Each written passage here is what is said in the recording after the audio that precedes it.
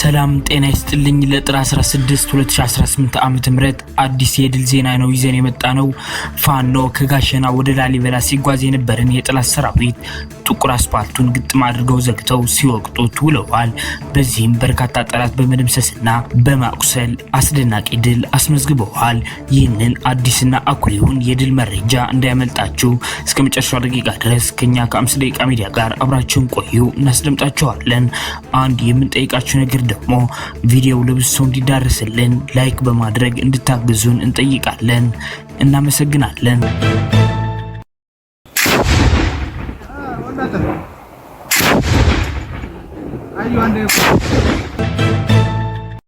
ሰበር ዜና።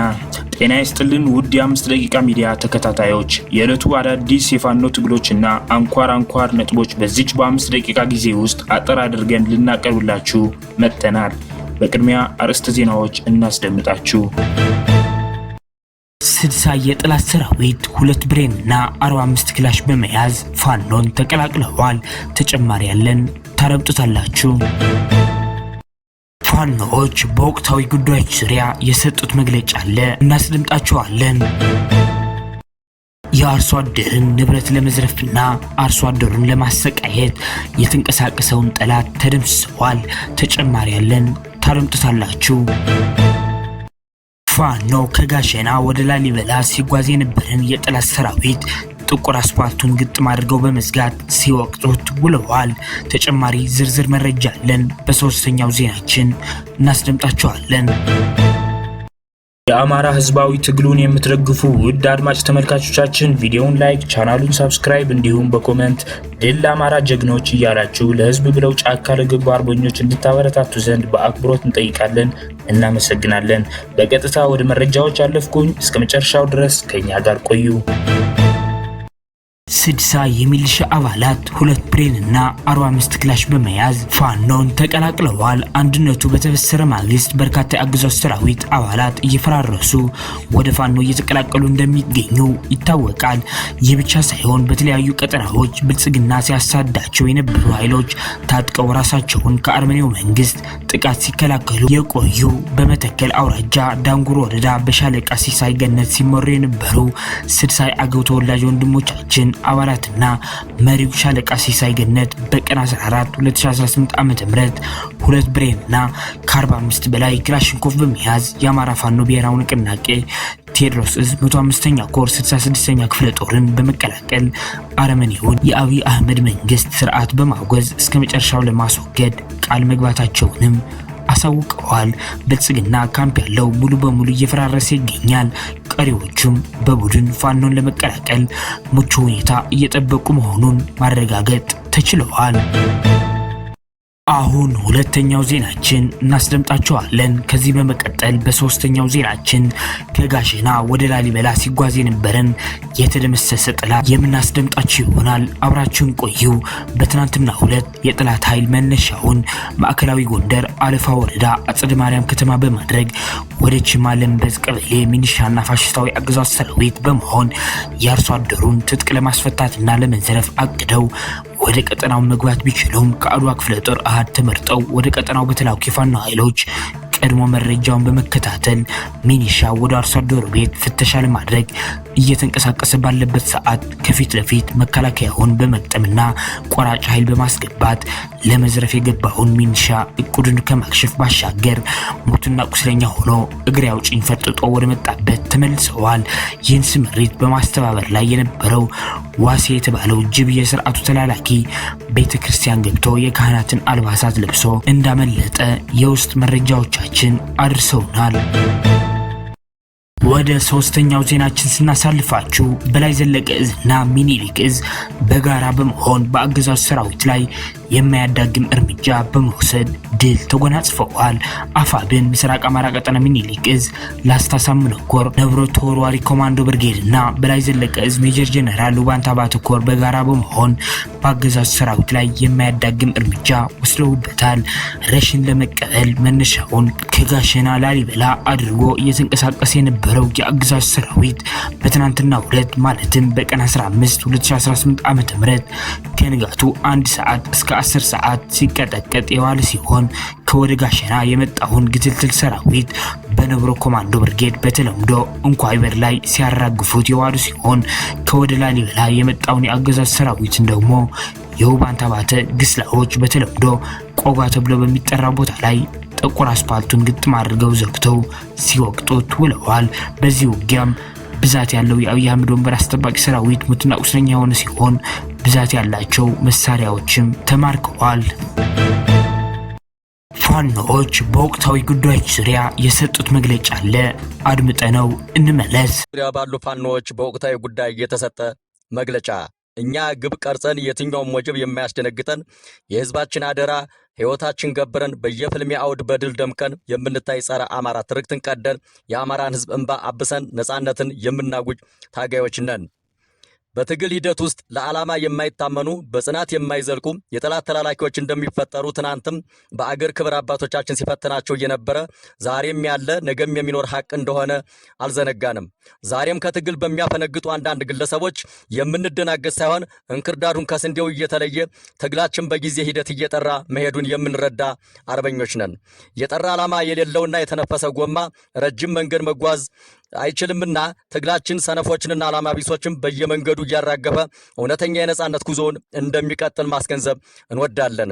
ታማኝ እረኛ የአህያ መስገድ ይነቅላል እንዲሉ በወቅቱ በተፈጠረው የብልጽግና ፖለቲካ ለማሞቅ ብለው ራሳቸውን እሳት ላይ እየጣዱ የነጻነት ትግሉን በግል ጥቅም ሲሉ የገበሯቸውን ወንድሞች ዘንግተው ራሳቸውን የሸጡ ከመንግስት ጎን ቆመው ከአጃቢዎቻቸው ላይ ጭምር ምላጭ የሳቡ የባንዳነት ሞዴልነታቸውን የላካቸው አብይን ሲከተሉ አምኗቸው የነበረውን ህዝብ አጡ እንጂ የነሱ ክዶ መሄድ ብናይ ታክል የአማራን ትግል ወደ ኋላ አልመለሰውም። ይልቁንም ተራራ የሚያክል ነውር ተሸክመው ታሪክ ተጸይፎ የሚያሾፍባቸው ቀልበ ጉሮች መሆናቸውም መገንዘብ ተገቢ ነው። የራስ ጋይንት ህዝብ በዚህ ወቅት የተፈጠረው ክስተት ትዝብት የሚጥል ቢሆንም ብርቱ መስዋዕትነትን ከፍለው የፋሽስቱን ስርዓት ነቅለው የሚጥሉ የነጻነት ፍቅር የበዛበት ልብ ውስጥ የተሰባሰቡ እምነት አቋምና ጽናት ያላቸው ጀግኖች ወልደሃልና በጠራ አዲስ ክፍለ ጦር መስርቶ ግሎ በማይበርድ የትግል ወኔ ነጻነታችን እንደሌሎች ወንድሞች እናውጃለን። ነገ የኛ ቀን ከፊታችን ይወለዳል፣ ማንነታችንም ከፍ ብሎ ይደምቃል። የተቆጠሩ የአማራ ጥያቄዎችን ለማስመለስ መሆኑን የማንዘነጋ ላፍታም ቢሆን ከተነሳንለት ዓላማ ፈቀቅ የማንል ለዚህም አንድያ ነፍሳችን የሰጠን ልጆችህ ቃል ኪዳንን አድሰን በጠራ መስመር የምንጓዝ መሆናችን እንገልጻለን። በዚህ የትግል ጉዞ የአማራን ጥያቄ ለማስመለስ ሳይሆን የነጻነት ትግል የሚጠይቀውን ፈተና በውል ሳይረዱ ዘው ብለው የገቡ አንዳንዶች የግል ፍላጎትና ጥቅም ማገኛ ያደረጉ፣ ሌሎች ደግሞ የጠላት ወኪል ሆነው ከእውነተኛ ታጋዩ ጋር ተደባልቀው የከረሙ ቅርብ አዳሪዎች የትግላችን እንቅፋቶች መነሳታቸውን መረዳት ይኖርብናል። የሥርዓቱ መልእክተኞች መንገዳችን ሲያንገጫግጩት ቀበቷችን የበለጠ እናጠብቃለን። ወጀቡ ሲነሳ እንደ ንስር ከፍ ብለን እንመራለን እንጂ አንተክዝም። እልፍ የተሰዉ የትግል ጓዶቻችን አደራውን ለእኛ አስረክበው እኛን ይህን ቃል ኪዳን ተቀብለን የአማራን ህዝብ ለማሻገር ቃል ኪዳናችን አድሰን ስንነሳ በዚህ ወቅት ለህዝቡ ደስታና ተስፋ የሰጠው የአማራ ፋኖ አንድነት ብሔራዊ ንቅናቄ ምስረታ ሲመሰረትም ደስታችን የላቀ ነው። ድል ለአማራ ፋኖ፣ ድል ለአማራ ህዝብ። ደቡባዊ ጎንደር ራስ ጋይንት። በትግል ሂደት ውስጥ ለዓላማ የማይታመኑ በጽናት የማይዘልቁ የጠላት ተላላኪዎች እንደሚፈጠሩ ትናንትም በአገር ክብር አባቶቻችን ሲፈተናቸው የነበረ ዛሬም ያለ ነገም የሚኖር ሀቅ እንደሆነ አልዘነጋንም። ዛሬም ከትግል በሚያፈነግጡ አንዳንድ ግለሰቦች የምንደናገጥ ሳይሆን እንክርዳዱን ከስንዴው እየተለየ ትግላችን በጊዜ ሂደት እየጠራ መሄዱን የምንረዳ አርበኞች ነን። የጠራ ዓላማ የሌለውና የተነፈሰ ጎማ ረጅም መንገድ መጓዝ አይችልምና ትግላችን ሰነፎችንና ዓላማ ቢሶችን በየመንገዱ እያራገፈ እውነተኛ የነጻነት ጉዞውን እንደሚቀጥል ማስገንዘብ እንወዳለን። ታማኝ እረኛ የአህያ መስገድ ይነቅላል እንዲሉ በወቅቱ በተፈጠረው የብልጽግና ፖለቲካ ለማሞቅ ብለው ራሳቸውን እሳት ላይ እየጣዱ የነጻነት ትግሉን በግል ጥቅም ሲሉ የገበሯቸውን ወንድሞች ዘንግተው ራሳቸውን የሸጡ ከመንግስት ጎን ቆመው ከአጃቢዎቻቸው ላይ ጭምር ምላጭ የሳቡ የባንዳነት ሞዴልነታቸውን የላካቸው አብይን ሲከተሉ አምኗቸው የነበረውን ህዝብ አጡ እንጂ የነሱ ክዶ መሄድ ብናይ ታክል የአማራን ትግል ወደ ኋላ አልመለሰውም። ይልቁንም ተራራ የሚያክል ነውር ተሸክመው ታሪክ ተጸይፎ የሚያሾፍባቸው ቀልበ ጉሮች መሆናቸውም መገንዘብ ተገቢ ነው። የራስ ጋይንት ህዝብ በዚህ ወቅት የተፈጠረው ክስተት ትዝብት የሚጥል ቢሆንም ብርቱ መስዋዕትነትን ከፍለው የፋሽስቱን ስርዓት ነቅለው የሚጥሉ የነጻነት ፍቅር የበዛበት ልብ ውስጥ የተሰባሰቡ እምነት፣ አቋምና ጽናት ያላቸው ጀግኖች ወልደሃልና በጠራ አዲስ ክፍለ ጦር መስርቶ ግሎ በማይበርድ የትግል ወኔ ነጻነታችን እንደ ሌሎች ወንድሞች እናውጃለን። ነገ የኛ ቀን ከፊታችን ይወለዳል። ማንነታችንም ከፍ ብሎ ይደምቃል። የተቆጠሩ የአማራ ጥያቄዎችን ለማስመለስ መሆኑን የማንዘነጋ ላፍታም ቢሆን ከተነሳንለት ዓላማ ፈቀቅ የማንል ለዚህም አንድያ ነፍሳችን የሰጠን ልጆችህ ቃል ኪዳንን አድሰን በጠራ መስመር የምንጓዝ መሆናችን እንገልጻለን። በዚህ የትግል ጉዞ የአማራን ጥያቄ ለማስመለስ ሳይሆን የነጻነት ትግል የሚጠይቀውን ፈተና በውል ሳይረዱ ዘው ብለው የገቡ አንዳንዶች የግል ፍላጎትና ጥቅም ማገኛ ያደረጉ፣ ሌሎች ደግሞ የጥላት ወኪል ሆነው ከእውነተኛ ታጋዩ ጋር ተደባልቀው የከረሙ ቅርብ አዳሪዎች የትግላችን እንቅፋቶች መነሳታቸውን መረዳት ይኖርብናል። የሥርዓቱ መልእክተኞች መንገዳችን ሲያንገጫግጩት ቀበቷችን የበለጠ እናጠብቃለን። ወጀቡ ሲነሳ እንደ ንስር ከፍ ብለን እንመራለን እንጂ አንተክዝም። እልፍ የተሰዉ የትግል ጓዶቻችን አደራውን ለእኛ አስረክበው እኛን ይህን ቃል ኪዳን ተቀብለን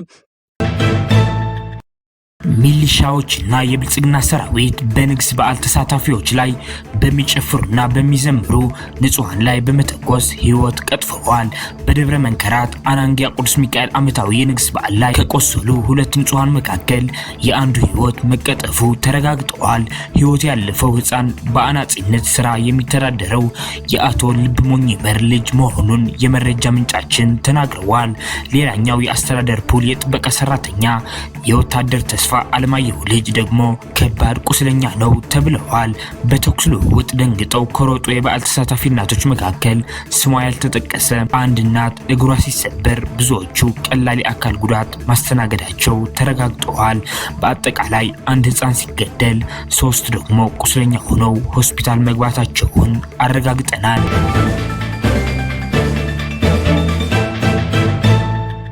አድማጭ ተመልካቾቻችን ለሰዓቱ የነበሩን የ5 ደቂቃ ዜናዎች እነዚህን ይመስላሉ። በቀጣይ የምንሰራቸው ዜናዎች እንዲደርሷችሁ ቻናሉን ሰብስክራይብ በማድረግ እንዲሁም የደወል ምልክቷን በማብራት ቤተሰብ እንዲሆኑ እንጠይቃለን።